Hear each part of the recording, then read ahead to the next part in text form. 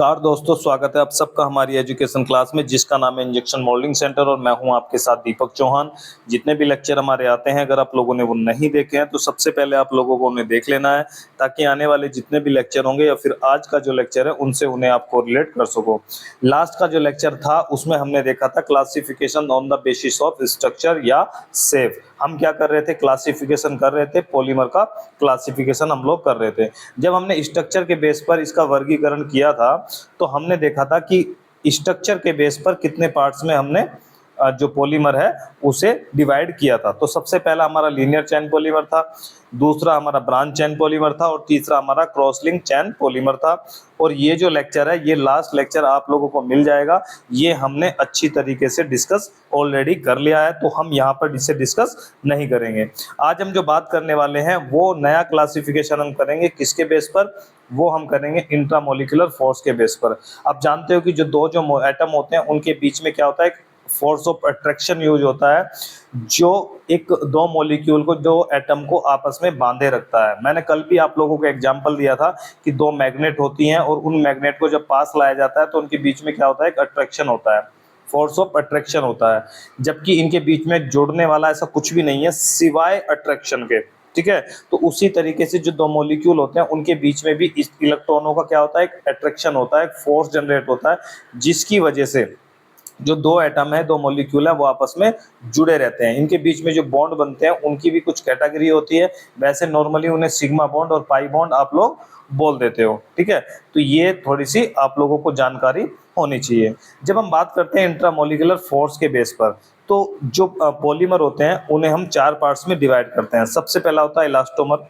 जो इलास्टोमर होता है उसे हम जब देखते हैं तो इनके बीच में जो फोर्स ऑफ अट्रैक्शन होता है थोड़ा सा वीक होता है। वीक मतलब वंडरवाल फोर्स इसके बीच में काम करता है, और आप जानते हो कि जो वंडरवाल फोर्स होता है वो बहुत ज्यादा वीक फोर्स होता है। सेकंड जो हम डिवाइड करते हैं वो फाइबर देखते हैं। आप जानते हो कि फाइबर के गेट वगैरह भी बनते हैं, और एफआरपी पूरा का पूरा जो प्रोसेस है एफआरपी का वो भी इसी के बेस पर चलता है, फाइबर रेनफोर्स प्लास्टिक। तो ये थोड़े से मजबूत होते हैं, इसके बारे में भी हम बात करेंगे। थर्मोप्लास्टिक, थर्मोप्लास्टिक आप लोग जानते हो। थर्मोप्लास्टिक जो मटेरियल होते हैं उन्हें ज्यादातर आप लोग यूज करते हो, और ये सिंथेटिक पॉलीमर होते हैं। ठीक है, इसके बाद में आता है थर्मोसेट प्लास्टिक। इसके बारे में हमने पढ़ा था। जो क्रॉस लिंक चैन पॉलीमर थे वो इन्हीं का एग्जाम्पल थे, कि थर्मोसेट जो है एग्जाम्पल उसी का था, क्योंकि इनके बीच में एक स्ट्रॉन्ग कोवलेंट बॉन्ड था और क्रॉस लिंकिंग बॉन्डिंग हो रही थी, जिसकी वजह से इन्हें रिसाइकलिंग नहीं किया जा सकता है। ये हमने डिस्कस ऑलरेडी कर लिया था। तो स्टार्ट करते हैं इलास्टोमर से।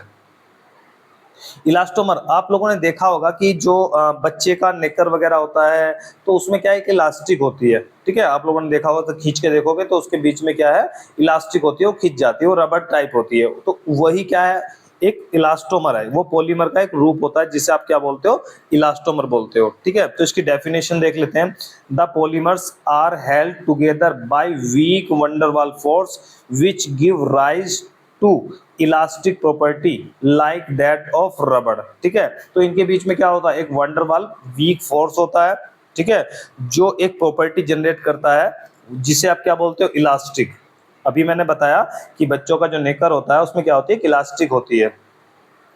और लाइक कैसे? ये रबड़ की तरह काम करते हैं। समझ में आ गई? तो उन्हें हम क्या बोलते हैं? इलास्टोमर बोलते हैं। ये पॉलीमर का ही एक प्रकार होता है। और डिवाइड किसके बेस पे किया जाता है? इंट्रामोलिकुलर फोर्स के बेस पर इन्हें डिवाइड किया जाता है।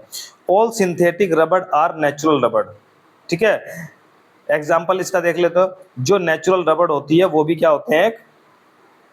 इलास्टोमर होते हैं। ठीक है, जो भी सिंथेटिक रबड़ होंगी, जितनी भी सिंथेटिक रबड़ होंगी वो भी इसका एग्जाम्पल होगा, और नेचुरल रबड़ होंगी वो भी इलास्टोमर का ही एग्जाम्पल होगा। जैसे आप यहाँ पर देख सकते हो, जब हम नेचुरल रबड़ बनाते हैं आइसोप्रीन से बोलते हैं, तो यहाँ पर आप लोगों को ये स्ट्रक्चर देखने को मिलती है।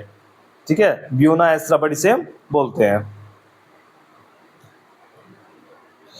नेक्स्ट जो हम क्लासिफिकेशन देखते हैं वो देखते हैं classification on the basis of intramolecular force. ये हमने ऑलरेडी देख लिया, इसे बस आगे पढ़ते हैं यहां से। तो हमें फाइबर की जरूरत नहीं है, फाइबर्स हमें नहीं पढ़ने हैं।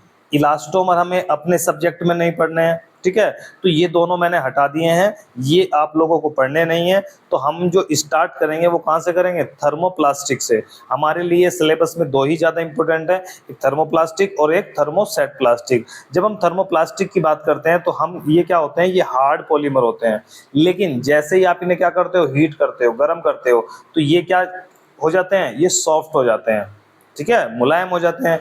ज़्यादा टेम्परेचर दोगे तो मुलायम होने के बाद में ये मेल्ट हो जाते हैं, मेल्ट हो जाते हैं। मेल्ट होने के बाद में जब आप इन्हें ठंडा करोगे यानी कि कूलिंग दोगे, तो फिर से ये सॉलिड अवस्था में, सॉलिड स्टेट में चेंज हो जाते हैं। फिर से आप गर्म करोगे तो फिर से ये प्रक्रिया चलेगी कि ये हीट करोगे तो ये सॉफ्ट हो जाएंगे, सॉफ्ट होने के बाद में मेल्ट हो जाएंगे, मेल्ट करके बाद में कूलिंग दोगे तो फिर से ये हार्ड हो जाएंगे।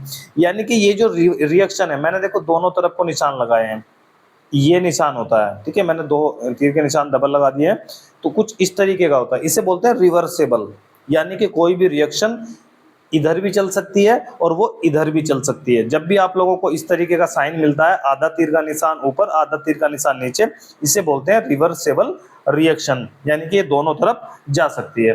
तो जो थर्मोप्लास्टिक मटेरियल होते हैं, इसलिए इन्हें बोला जाता है कि इन्हें रिसाइकलिंग कर सकते हैं। जैसे यहाँ पर मान लो हमने कोई टब बनाया या कोई मग्गा बनाया, वो टूट गया, टूटने के बाद में क्या हुआ, वो कबाड़ी वाला उसे लेकर जाएगा, फिर से वापस खरीद कर लेकर आएगा।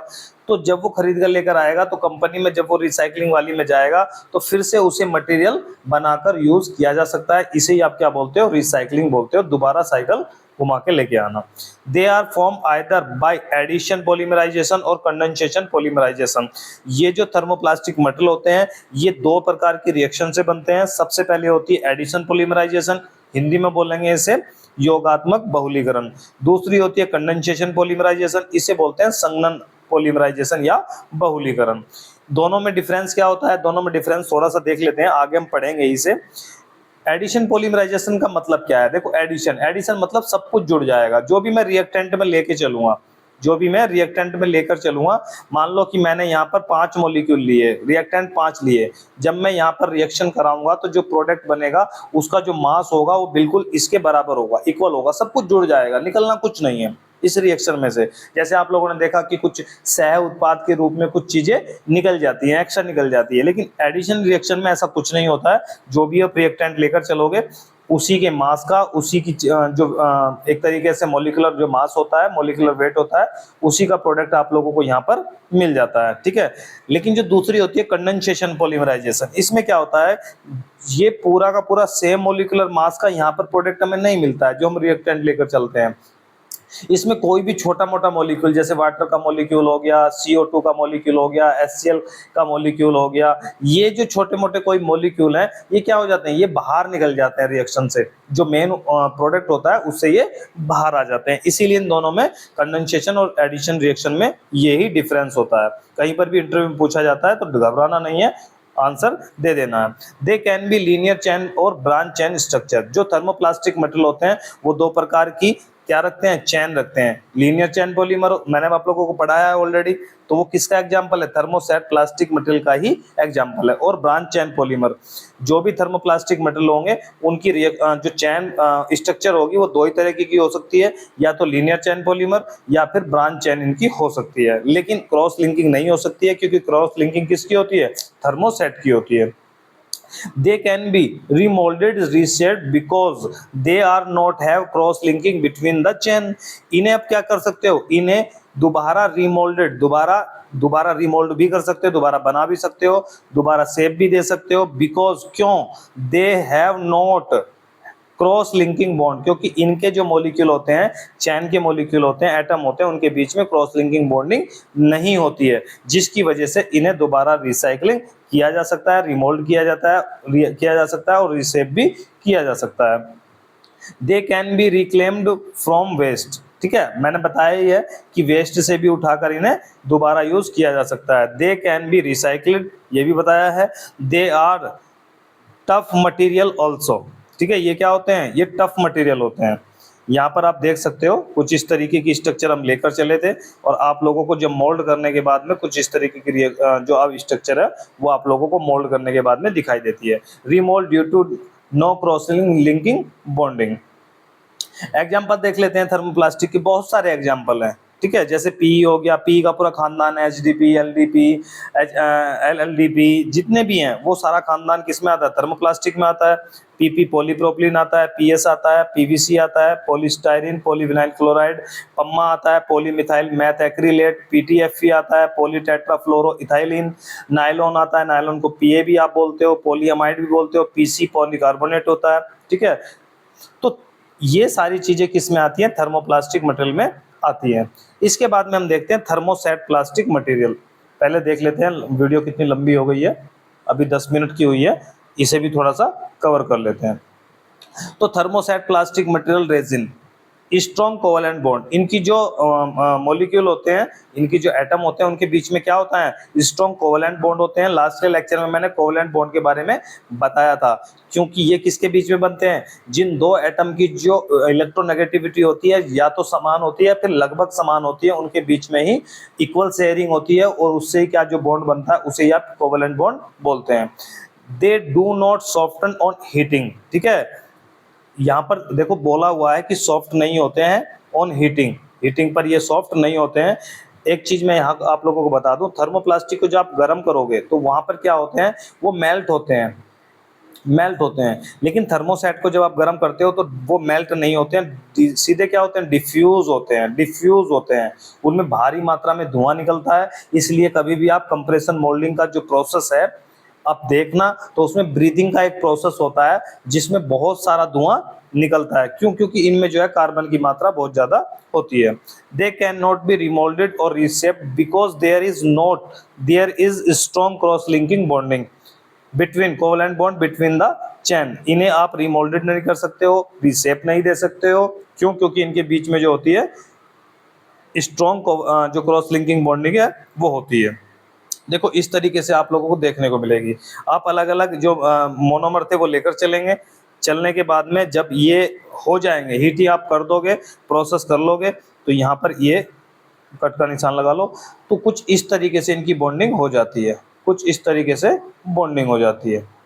तो इसे बोलते हैं आप क्रॉस लिंकिंग बॉन्डिंग, और क्रॉस लिंकिंग की वजह से ही इन्हें रिसाइकलिंग नहीं किया जा सकता है। Adjacent polymer chain are held together by strong covalent bond called cross-linking bonding. They have three-dimensional network. यहाँ पर भी आप ये बोल सकते हो इनकी जो डायमेंशन होगी वो 3D होगी। 3D समझते हो? अगर मैं यहाँ पर कोई भी ब्लैक बोर्ड है फिर कोई व्हाइट बोर्ड है तो वो 2D में होता है। 2D मतलब एक एक्स एक्सिस होगा, एक वाई होगा। जैसे यहाँ पर आप इस तरीके से देखते हो, ठीक है, एक क्या होता है, एक्स होता है, ये वाई होता है, इसे बोलते हैं 2D, 2 डायमेंशन। जब 3D की बात बोलते हैं तो यहाँ पर एक जेड एक्सिस भी आप लोगों को देखने को मिलता है। तो जो जेड एक्सिस होता है उसे ही आप क्या बोलते हैं, 3D डायमेंशन। यहाँ पर दिया भी हुआ है 3D डायमेंशन ये बनाते हैं, जिसकी वजह से इन्हें रिसाइकलिंग नहीं किया जा सकता है। They are only formed by condensation reaction. देखो यहाँ पर दे दिया ओनली, जितने भी थर्मोसेट प्लास्टिक मटेरियल बनाए जाएंगे वो किस रिएक्शन से बनाए जाएंगे, कंडेंसेशन रिएक्शन के द्वारा बनाए जाएंगे। लेकिन ये जरूरी नहीं है कि सारे के सारे थर्मोप्लास्टिक मटेरियल एडिशन रिएक्शन के द्वारा बनाए जाएं, एडिशन पॉलीमराइजेशन के द्वारा बनाए जाएं और थर्मोसेट कंडेंसेशन के द्वारा बनाए जाएं। बहुत सारे ऐसे प्लास्टिक मटेरियल भी हैं जो थर्मोप्लास्टिक जो कंडेंसेशन रिएक्शन के द्वारा भी बनाए जाते हैं। ठीक है, जैसे पीसी होगा, पीसी में क्या लेते हो, बिस्फिनोल ए और फॉस्जीन गैस लेते हो, तो वहां पर क्या है, वो कंडेंसेशन रिएक्शन होती है, छोटा मॉलिक्यूल रिएक्शन से मेन जो प्रोडक्ट होता है उससे बाहर निकल जाता है।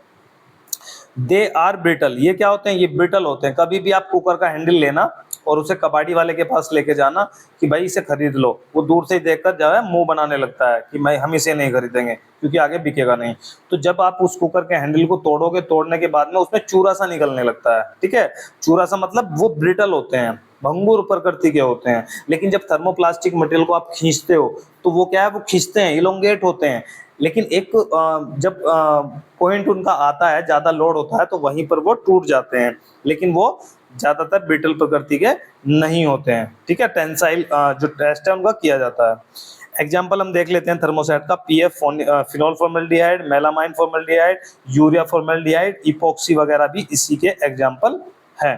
ठीक है। तो ये रहा हमारा क्लासिफिकेशन का लेक्चर।